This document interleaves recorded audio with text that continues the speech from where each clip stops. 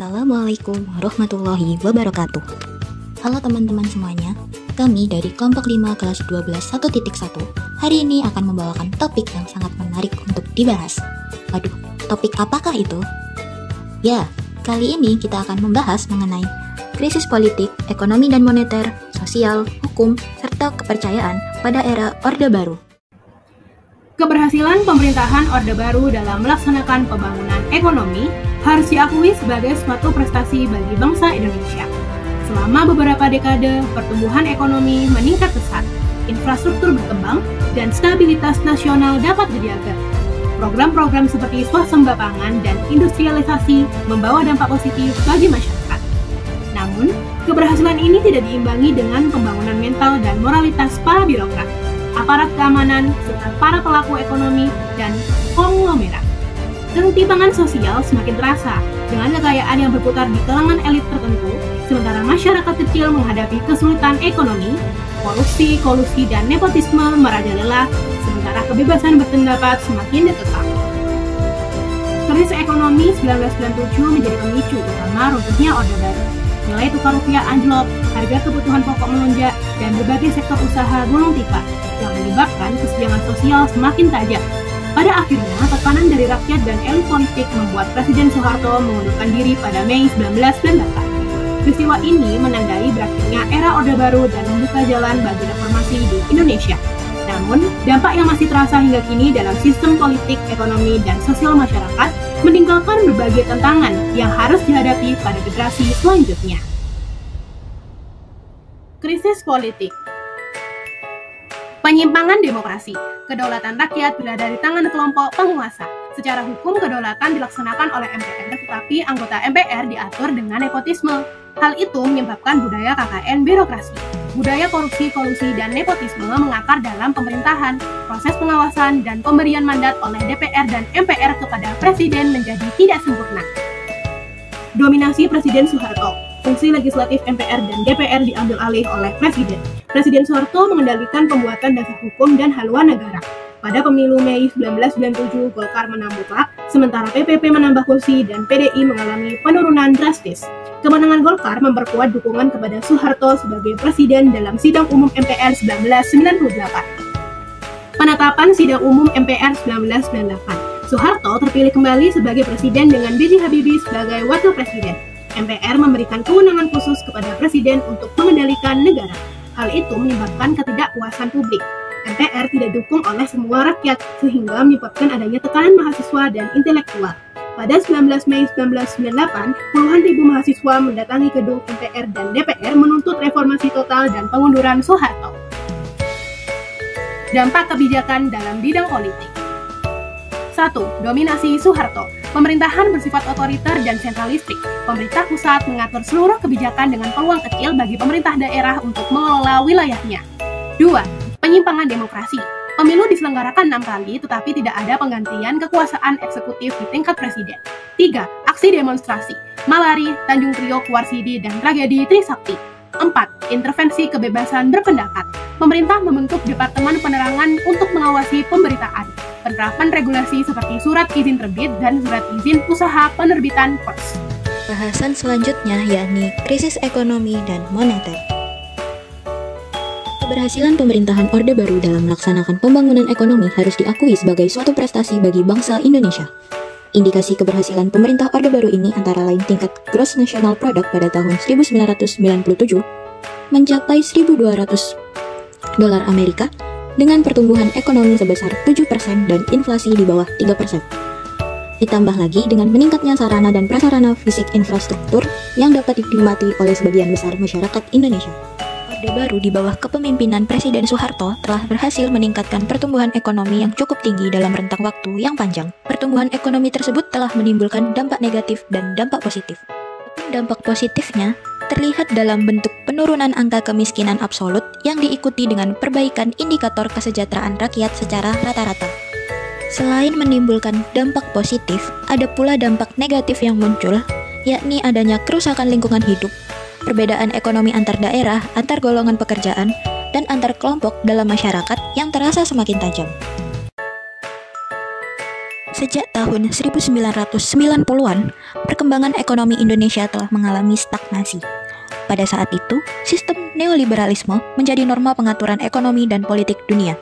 Adapun sistem neoliberalisme adalah sistem yang mendukung kebebasan pasar, peran besar swasta, dan sedikit campur tangan pemerintah dalam ekonomi. Sehingga barang-barang produksi Indonesia menjadi tidak berdaya saing apabila dibandingkan dengan barang-barang luar negeri yang secara bebas memasuki pasaran Indonesia.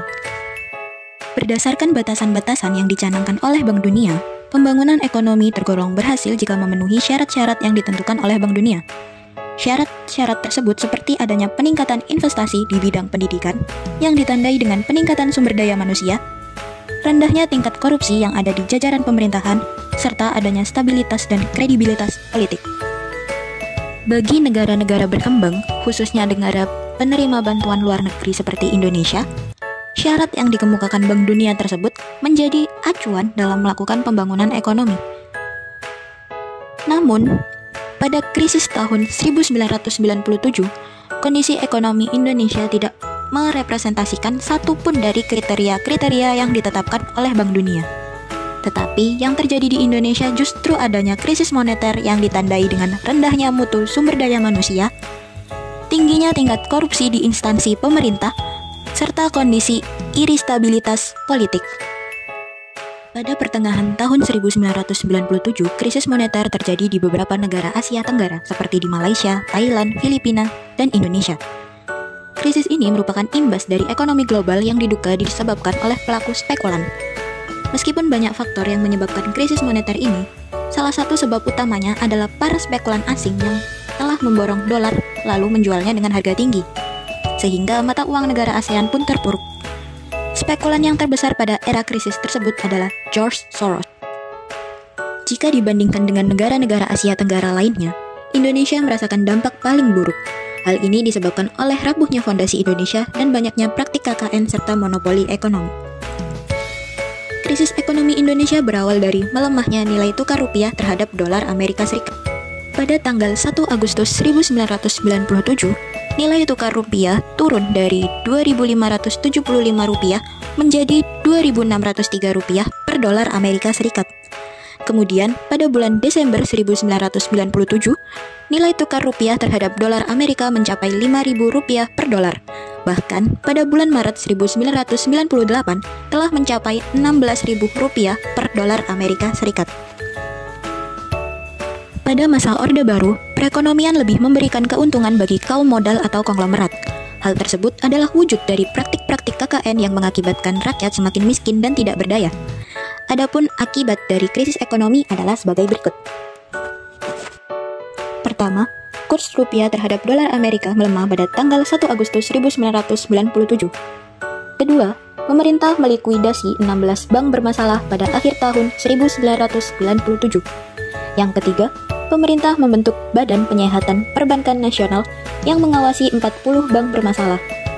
Untuk membantu bank-bank bermasalah tersebut, pemerintah mengeluarkan kredit likuiditasi Bank Indonesia atau yang disingkat KLBI. Dalam kenyataannya, terjadi manipulasi besar-besaran terhadap dana KLBI tersebut. Usaha yang dilakukan pemerintah ini tidak memberikan hasil karena pinjaman bank-bank bermasalah tersebut semakin bertambah besar dan tidak dapat dikembalikan begitu saja. Oleh karena itu, pemerintah harus menanggung beban utang yang sangat besar. Kemudian yang keempat, ada kepercayaan dunia internasional terhadap Indonesia yang semakin menurun. Kelima, perusahaan milik negara dan swasta banyak yang tidak dapat membayar utang luar negeri yang akan dan telah jatuh tempo. Keenam, angka pemutusan hubungan kerja atau PHK meningkat karena banyak perusahaan yang melakukan efisiensi atau menghentikan kegiatannya sama sekali. Yang ketujuh, persediaan barang nasional, khususnya 9 bahan pokok di pasaran mulai menipis pada akhir tahun 1997. Akibatnya, harga-harga barang naik tidak terkendali dan biaya hidup semakin tinggi. Adapun upaya yang dilakukan oleh pemerintah untuk mengatasi krisis moneter yang terjadi kala itu adalah sebagai berikut. Yang pertama, mengatasi masalah hutang. Presiden Soeharto menyadari permasalahan hutang menjadi elemen penting dalam upaya menata kembali perekonomian Indonesia. Pada saat bersamaan, hutang luar negeri Indonesia juga sudah memasuki jatuh tempo. Kondisi demikian mendorong pemerintah Orde Baru melakukan perundingan terkait waktu pembayaran melalui diplomasi ekonomi ke Prancis, Paris Club, dan Inggris, London Club. Melalui langkah diplomasi ekonomi tersebut, masalah penjadwalan utang luar negeri Indonesia yang telah jatuh tempo dapat diatur kembali. Di pihak lain, Indonesia mendapatkan bantuan dari lembaga yang dibentuk oleh negara-negara yang hendak membantu perekonomian Indonesia, yaitu Intergovernmental Group on Indonesia atau IGI yang diketuai oleh Belanda. Yang kedua, melakukan kerjasama dengan International Monetary Fund. Pemerintah meminta bantuan dana pembangunan dari institusi internasional, yaitu International Monetary Fund atau IMF. Pada 15 Januari 1998 di Jalan Cendana, Jakarta, Presiden Soeharto menandatangani 50 butir Letter of Intent sebagai syarat untuk mendapatkan bantuan dana dari IMF. Penandatanganan ini disaksikan langsung oleh Direktur IMF Asia, Michel Camdesos. Langkah ini diambil karena pemerintah Orde Baru menyadari pentingnya suntikan dana untuk melaksanakan pembangunan serta mengembalikan kepercayaan negara-negara asing agar bersedia menanamkan modal di Indonesia. Sebagai anggota IMF dan Bank Dunia, Indonesia harus memastikan bahwa semua transaksi ekonominya diakui secara internasional. Pengakuan ini menjadi hal yang sangat penting, sebab tanpa itu, Indonesia tidak akan dapat melakukan impor. Dengan status keanggotaannya di IMF, Indonesia akhirnya memperoleh bantuan dana sebesar 174 miliar dolar Amerika yang digunakan untuk mendukung perekonomian negara di tengah krisis moneter yang melanda saat itu. Yang ketiga, yakni membuka kesempatan berinvestasi di Indonesia. Upaya lain yang dilakukan oleh pemerintah Orde Baru dalam rehabilitasi ekonomi adalah memberi kesempatan bagi para investor asing untuk berinvestasi di Indonesia. Kebijakan tersebut berlaku seiring dengan dikeluarkannya Undang-Undang Nomor 1 Tahun 1967 tentang penanaman modal asing atau PMA. Selain bekerja sama dengan investor asing, pemerintah Orde Baru memberlakukan kebijakan penanaman modal dalam negeri yang diatur dalam Undang-Undang Nomor 6 Tahun 1968 tentang penanaman modal dalam negeri atau PMDN.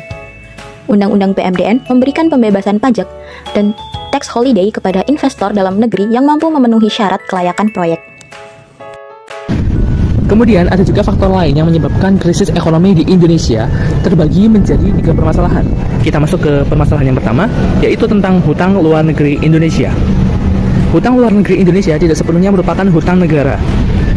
Dengan komposisi hutang luar negeri Indonesia terbagi menjadi hutang negara sebesar 63,462 miliar US dollar dan hutang swasta sebesar 73,962 miliar US dollar yang disampaikan oleh Bapak Radius Prawira pada sidang Dewan Pemantapan Ketahanan Ekonomi yang dipimpin oleh Bapak Presiden Soeharto di Binagraha pada tanggal 6 Februari 1998. Lalu apa sih dampak dari krisis moneter yang terjadi pada tahun 1998? Membuat nilai tukar rupiah terhadap dolar Amerika Serikat merosot tajam hingga mencapai 16.000 per US dollar. Kemudian kepercayaan masyarakat luar negeri terhadap Indonesia menurun drastis akibat krisis hutang ini. Indonesia juga mengalami kerugian pada perdagangan internasional. Para pedagang luar negeri tidak lagi percaya pada importir Indonesia. Kemudian letter of credit tidak diterima oleh hampir semua negara. Selanjutnya, permasalahan kedua adalah penyimpangan pasal 33 Undang-Undang Dasar 1945. Pengaturan perekonomian pada masa pemerintahan Orde Baru sudah jauh menyimpang daripada sistem perekonomian Pancasila. Dalam pasal 33 Undang-Undang Dasar 1945 tercantum bahwa dasar demokrasi ekonomi produksi dikerjakan oleh semua untuk semua di bawah pimpinan atau pemilikan anggota-anggota masyarakat. Kemudian terjadinya ketimpangan kemakmuran masyarakat. Kemakmuran masyarakat ditafsirkan bukan merupakan kemakmuran orang per orang, melainkan kemakmuran seluruh masyarakat dan bangsa Indonesia berdasarkan atas asas kekeluargaan. Perekonomian berdasarkan asas demokrasi ekonomi bertujuan menciptakan kemakmuran bagi semua orang. Oleh karena itu, kemudian berkembangnya sistem ekonomi kapitalis dengan berbagai bentuk seperti monopoli, oligopoli, korupsi, hingga kolusi. Permasalahan yang ketiga adalah pola pemerintahan yang sentralis. Pemerintahan Orde Baru melaksanakan sistem pemerintahan bersifat sentralis. Artinya semua bidang kehidupan berbangsa dan bernegara diatur secara sentral dari pusat pemerintahan yaitu Jakarta. Sehingga peranan pemerintah pusat sangat menentukan dalam berbagai bidang kehidupan masyarakat. Pelaksanaan politik sentralisasi ini sangat terlihat pada bidang ekonomi. Pemerintah pusat memiliki dominasi yang kuat sehingga menimbulkan ketidakpuasan pemerintah daerah dan juga rakyat. Selain itu, pada bidang ekonomi, politik sentralisasi juga dapat dilihat dari pola pemberitaan pers yang bersifat Jakarta sentris. Disebut Jakarta sentris mengapa? Karena pemberitaan yang berasal dari Jakarta selalu menjadi berita utama. Jakarta selalu dipandang sebagai pusat berita yang bernilai tinggi. Berbagai peristiwa yang berlangsung di Jakarta atau yang melibatkan tokoh-tokoh Jakarta dipandang sebagai berita penting dan berhak menempati halaman pertama dibanding berita di kota atau daerah yang lainnya. Selanjutnya kita beralih pada krisis sosial. Pada saat kondisi Indonesia yang sudah tidak dapat terkendali, adanya berbagai gangguan sosial nyatanya tidak dapat dihindarkan lagi. Pada tahun 1998 terjadi berbagai kerusuhan di berbagai daerah. Kerusuhan tersebut terjadi akibat adanya rasa anti Tionghoa. Pada masa pemerintahan Orde Baru, arus investasi sangat dibuka lebar-lebar melalui penanaman modal yang dilakukan pihak asing. Dengan adanya modal yang diinvestasikan di Indonesia, pemerintah melakukan pemberdayaan terhadap kelompok etnis Tionghoa, WNI, serta warga asing untuk dapat menyukseskan program ekonomi yang akan diusung pada masa pemerintahan Orde Baru.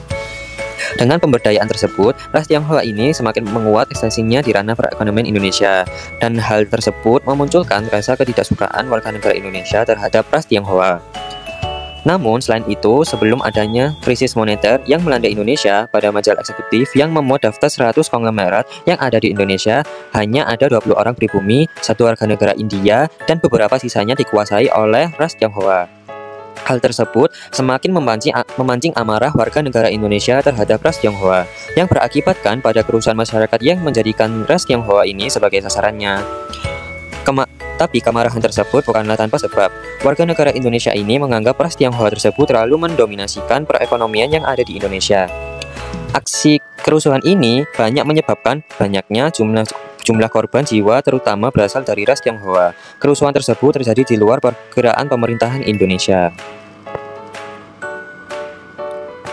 Selanjutnya, adanya perpecahan sosial. Pada saat akhir pemerintahan Orde Baru, Indonesia mengalami gejolak politik yang tinggi, baik di jajaran pemerintahan maupun di tingkat pergerakan rakyat dan mahasiswa. Suhu politik yang semakin memanas ini menimbulkan berbagai potensi perpecahan sosial di masyarakat. Ada 2 jenis aspirasi dalam masyarakat, yaitu mendukung Soeharto atau menuntut Soeharto turun dari kursi kepresidenan. Kelompok yang menuntut Presiden Soeharto mundur dari kursi kepresidenan diwakili mahasiswa. Kelompok mahasiswa ini memiliki cita-cita reformasi terhadap Indonesia. Organisasi yang mendukung mundurnya Presiden Soeharto diantaranya Kesatuan Aksi Mahasiswa Muslim Indonesia dan Forum Kota.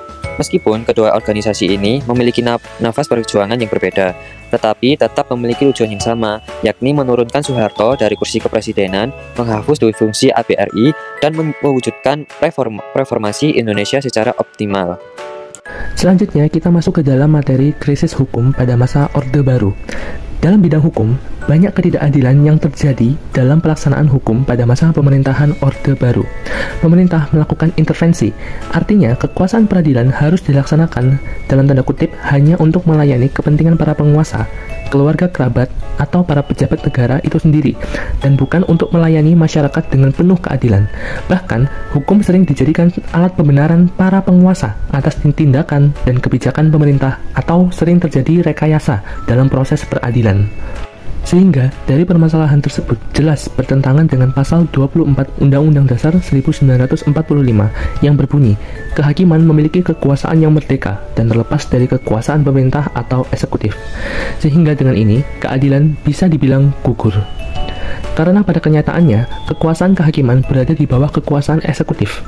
Oleh karena itu, pengadilan sangat sulit mewujudkan keadilan bagi rakyat, karena hakim-hakim harus melayani kehendak para penguasa.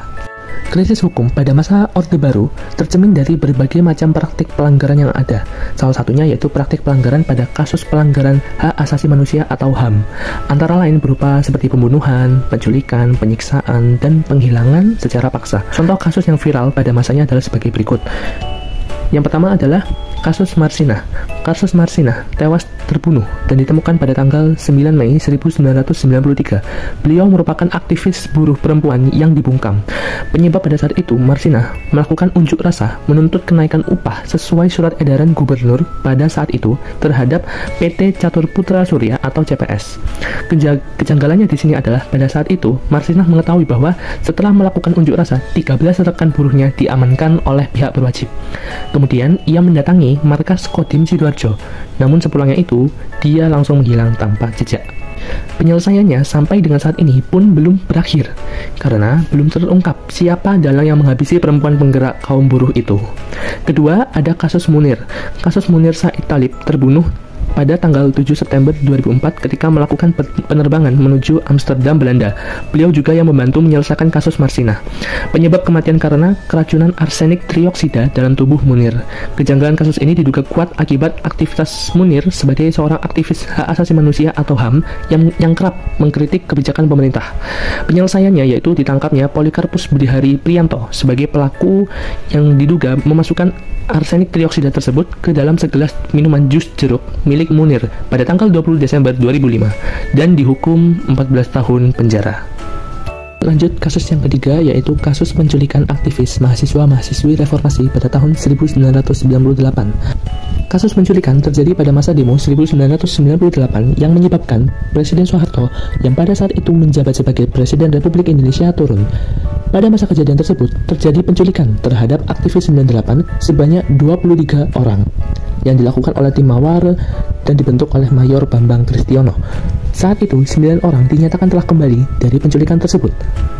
Salah satu korban tewas dan 13 orang masih dinyatakan hilang hingga saat ini.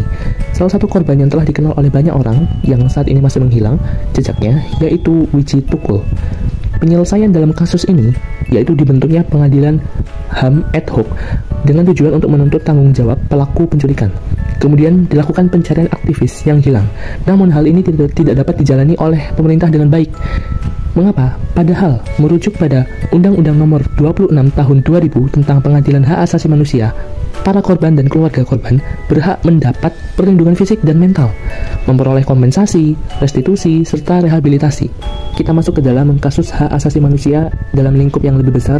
Ada 2 kasus yang cukup penting kita lihat di sini, yaitu yang pertama adalah pemberlakuan Daerah Operasi Militer atau DOM di Aceh. Merupakan status yang diberikan oleh Aceh selama periode 1989 sampai dengan 1998 sebagai tanggapan terhadap meningkatnya aktivitas Gerakan Aceh Merdeka atau GAM yang merupakan gerakan separatisme bersenjata agar Aceh lepas dari Negara Kesatuan Republik Indonesia.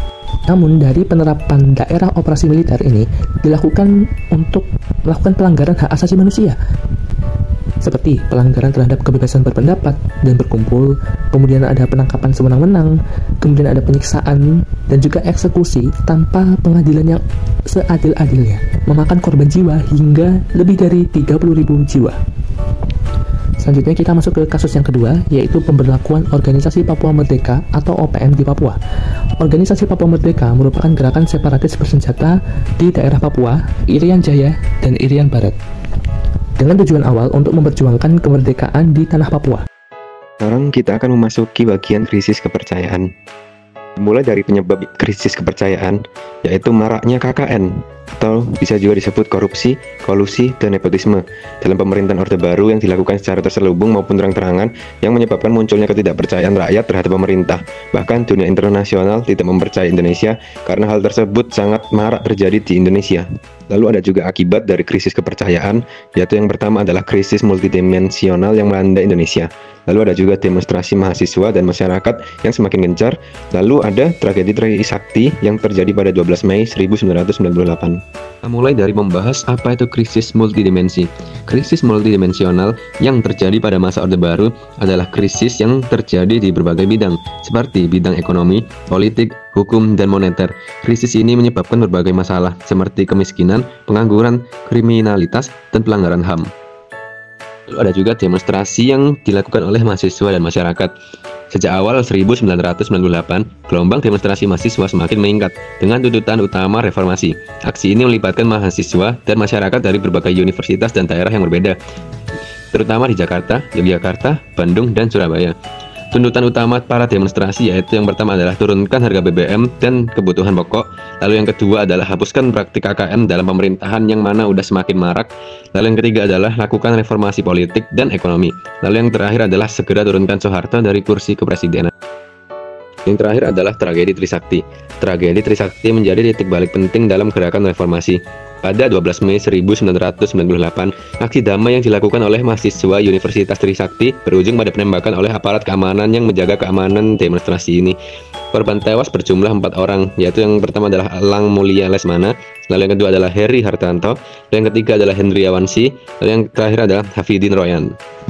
Hingga krisis kepercayaan mencapai akhirnya, yaitu dimulai pada 15 Mei 1998, Soeharto kembali dari Kairo, Mesir, dan menghadapi tekanan besar untuk mundur.